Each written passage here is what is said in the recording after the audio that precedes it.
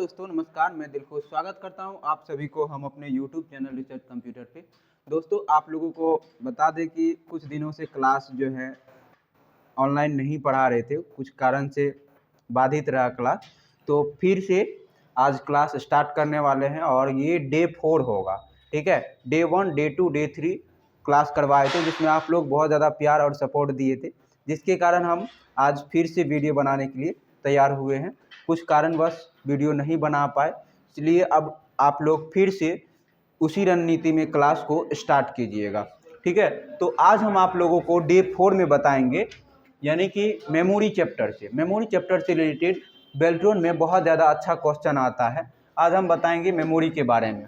ठीक है, तो सबसे पहले समझना है आप लोगों को CPU के बारे में। CPU क्या होता है, CPU को कितने भागों में डिवाइड किया गया है, ये सारा चीज़ बताने वाले हैं। तो वीडियो के अंत तक बने रहिएगा ताकि हर एक चीज़ आपको अच्छे से समझ में आए और अच्छे से अच्छे समझ में आए, ताकि आप एग्ज़ाम में आपको किसी भी तरह का तकलीफ ना हो। तो चलिए शुरू करते हैं। तो सबसे पहले आप एक पिक्चर बनाइए।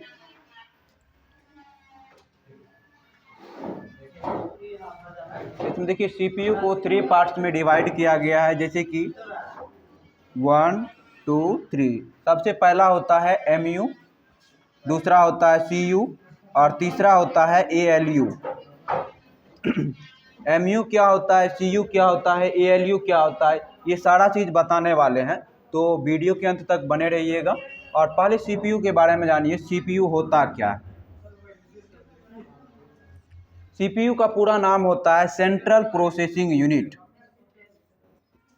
Central processing unit.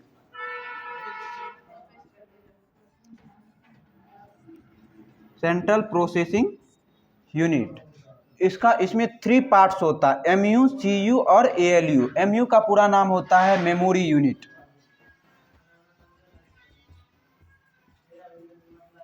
और CU का पूरा नाम होता है कंट्रोल यूनिट। ALU का पूरा नाम होता है अर्थमेटिकल एंड लॉजिकल यूनिट।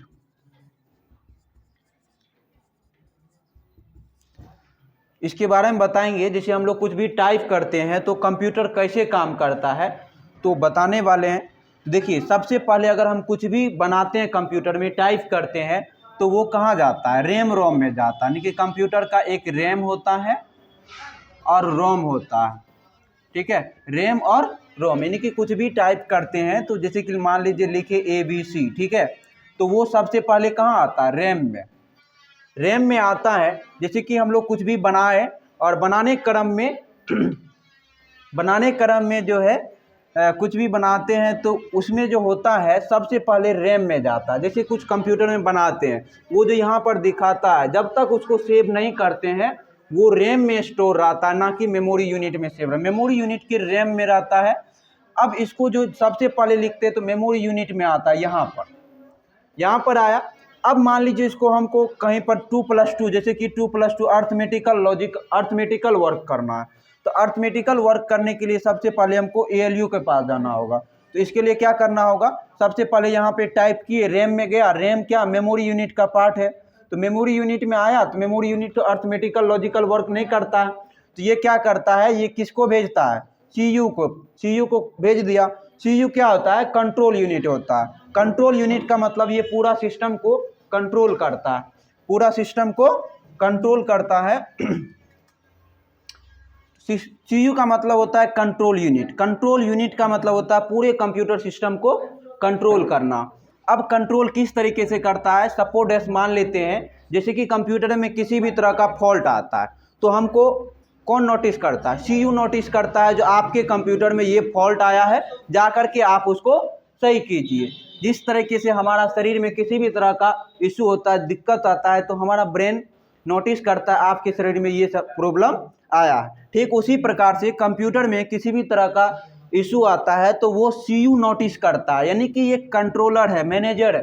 एक संस्थान ऑर्गेनाइजेशन को चलाने के लिए भी एक कंट्रोलर का ज़रूरत होता है। ठीक उसी प्रकार से कंप्यूटर को चलाने के लिए कंट्रोल यूनिट का ज़रूरत होता है, जो CPU का पार्ट होता है, सेकेंड पार्ट। फर्स्ट पार्ट होता है मेमोरी यूनिट, दूसरा पार्ट होता है कंट्रोल यूनिट, इसका काम होता है कंट्रोलिंग करना, मैनेजिंग करना, बल्कि ये काम नहीं करता, ये दूसरे के पास भेजता है, काम करके देता है।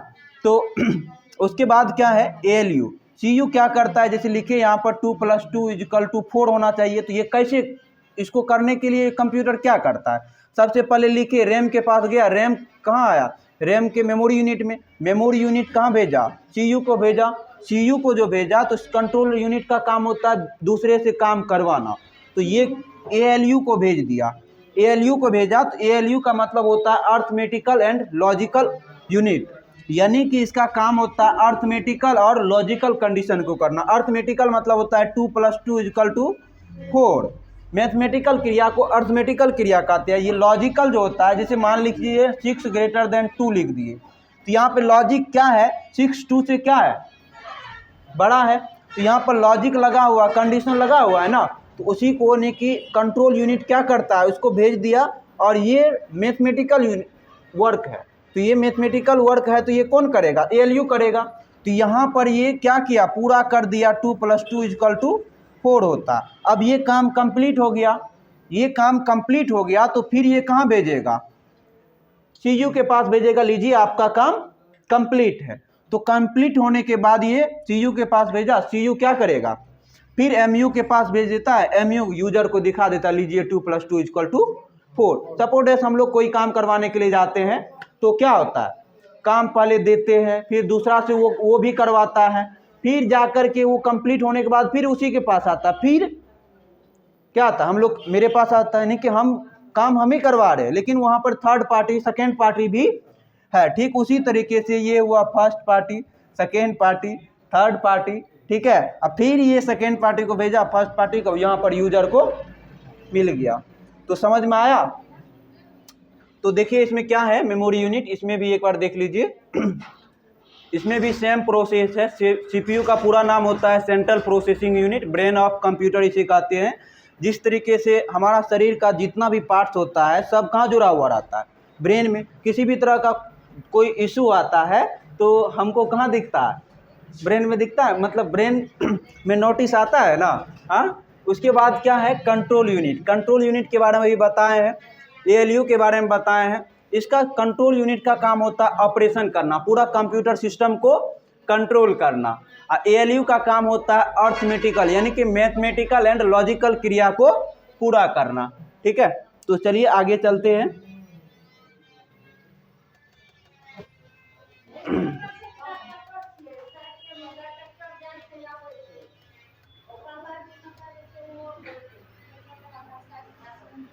अब देखिए यहाँ पर क्या है, मेमोरी यूनिट के बारे में, मेमोरी के बारे में है।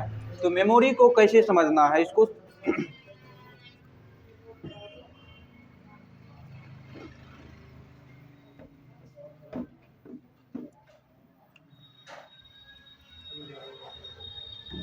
देखिए मेमोरी के बारे में समझा रहे हैं अभी।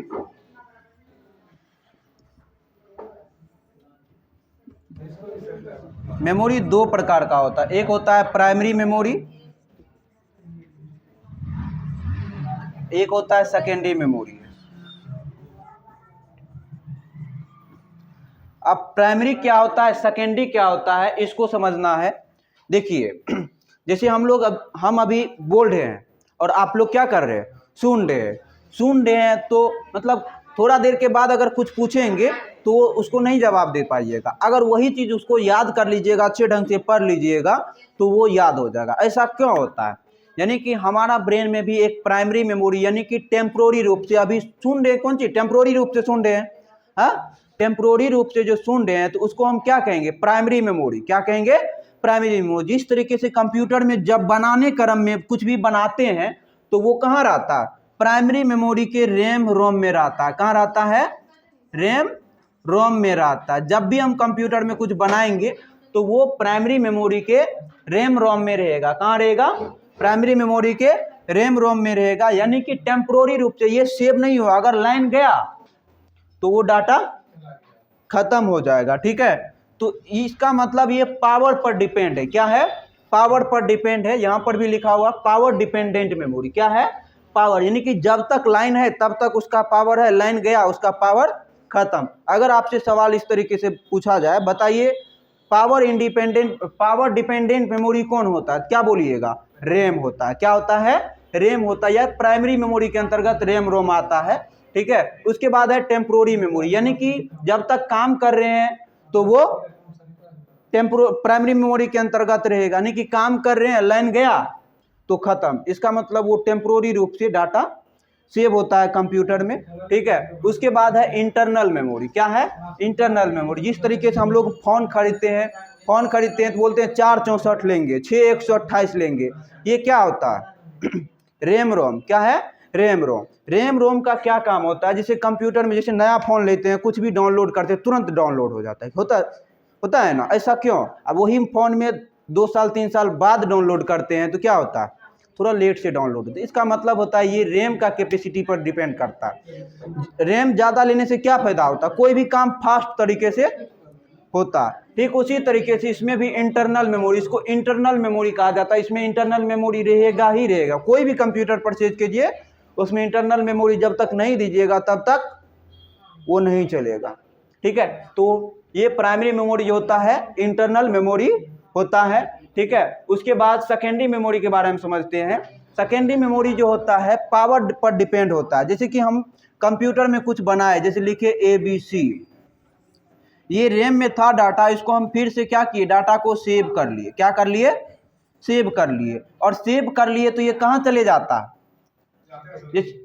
सेव कर लेते हैं तो कहाँ चले जाता है? सेकेंडरी मेमोरी में। कहाँ जाता है? Secondary memory. सेकेंडरी मेमोरी में जो सेव हो गया तो ये अगर फ्यूचर में कभी आइंदा मतलब 5 साल 1 साल 2 साल बाद कभी भी आप खोलते हैं तो वो खुलता है, ठीक है। ठीक उसी तरीके से ये समझिए पावर इंडिपेंडेंट मेमोरी, किसी पर डिपेंड, लाइन चले गया तो चले गया, कोई दिक्कत नहीं है। फिर से अगर डाटा को सेव कर दिए तो फिर से आप क्या कर सकते हैं? मतलब खोल सकते हैं, ठीक है। उसके बाद है परमानेंट मेमोरी। क्या है? ये परमानेंट मेमोरी होता है, परमानेंट रूप से होता है, सेव होता है इसमें, यानी कि कुछ भी डाटा को सेव किए तो वो परमानेंट रूप से सेव होता है। परमानेंट मेमोरी के एग्जांपल्स है hard disk, CD, DVD, pen drive, etc, ये सब सेकेंडरी मेमोरी के अंतर्गत आता है।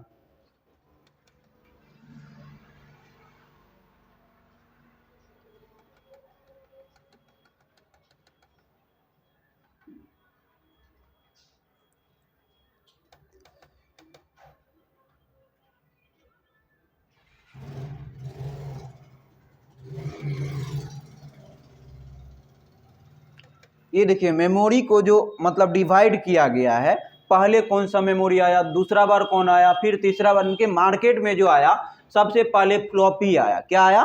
फ्लॉपी, जो कि 1.44 MB का होता था। मतलब इसका स्टोरेज कैपेसिटी सबका अलग अलग है। सबसे पहले कौन आया? फ्लॉपी आया, फ्लॉपी डिस्क, जो कि 1.44 MB का होता था। उसमें बहुत सारा लगाता था, तब जाकर के एक फिल्म आता था, उसमें डाउनलोड होता था, ठीक है। उसके बाद क्या आया? उसके बाद CD आया। CD जो 650 MB से लेकर के 800 MB तक आया। 800 MB तक, मतलब एक CD में मतलब 2 CD में एक फिल्म आ जाता था। यानी कि पहले ऐसा डाउनलोड करते थे हम लोग, जिसमें एक CD रहता था, एक CD में पूरा फिल्म नहीं आ पाता। तो फिर दूसरा CD क्या था? एक मेमोरी था। क्या था? मेमोरी की तरह ही वो भी था। अभी भी मेरे पास CD है, दिखा देंगे, ठीक है।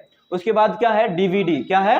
DVD। उसके बाद DVD आया, जो कि 4.7 GB से 9 GB तक आया।